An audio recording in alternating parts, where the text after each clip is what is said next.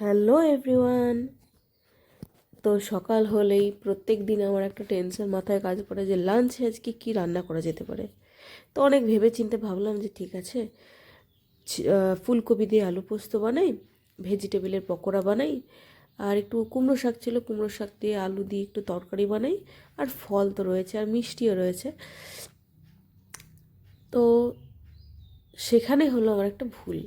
কী ভুল? ওই যে কুমড়ো শাক, যেটা কুমড়ো শাকের তরকারি বা যে কোনো ধরনের শাকের তরকারি, আমার হাজব্যান্ড একটু বড়ি দিলে মানে বেশ পছন্দ করেন, মানে ভালো পছন্দ করেন। আর এমনি শাক রান্না করলে অতটাও পছন্দ হয় না, যেটা আমি দেখেছি। তো আজকে যেহেতু আমার শরীরটা খারাপ ছিল, তাই আমি একটু ডিস্টার্ব ছিলাম, তাই জন্য আমার তরকারিটা রান্না হয়ে যাওয়ার পর আমার মনে হলো যে যা, আজকে তো বড়িটা দেওয়া হলো না।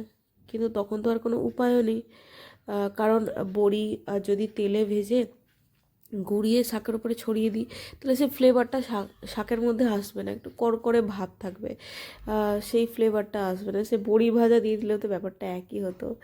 তো আমি আর কিছু করলাম না, কি আর করা যাবে, একটা দুটো দিন ভুল হতে পারে, মানুষ বিশেষেই ভুল হয়, ভুল নিয়েই জীবন। তো যাই হোক, তোমাদের কার কার এরকম ভুল হয় আমাদেরকে জানিও। তো আজকের জন্য